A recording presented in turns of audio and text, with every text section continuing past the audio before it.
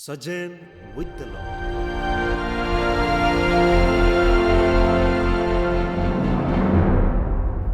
Jesus says that he is from above and he is one with the Father.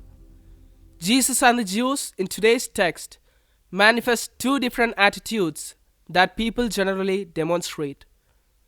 Jews, having the perspective that is from below, could not accept Jesus, who was having a perspective that comes from above. The Lord is inviting us to switch from the perspective from below to the perspective that comes from above. This perspective is called the spiritual perspective. A person who has such a perspective will be able to overcome any odds and challenges of this world.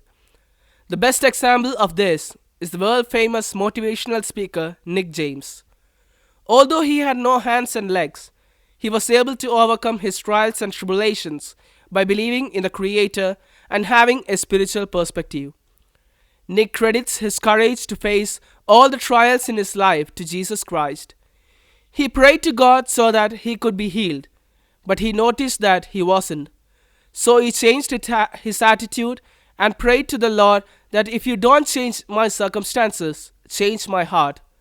Soon, Nick realized that Christ could use his hard circumstances for his glory, and gradually Nick's attitude began to change about his circumstances. By having the spiritual perspective, we come to realize that there is hope beyond the things that imprison us. Believing in the Creator and having the spiritual perspective is all that we need to overcome the many trials and tribulations. Today's text appears in the context in which Jesus declares himself to be the light of the world. Jesus tells the people to accept him as the light of the world, otherwise they will die in their sins. Jesus said that he is the light of the world as he was about to be crucified, and in his absence they would be in complete darkness and they would not be able to come out of their sins. In his absence, people cannot distinguish between good and evil. That is why he said that they would die in their sins. Pope Francis says that Jesus is the light that brightens our darkness not only on the spiritual level but also on the physical level. He also added that the coming of Jesus into the world leads to a choice.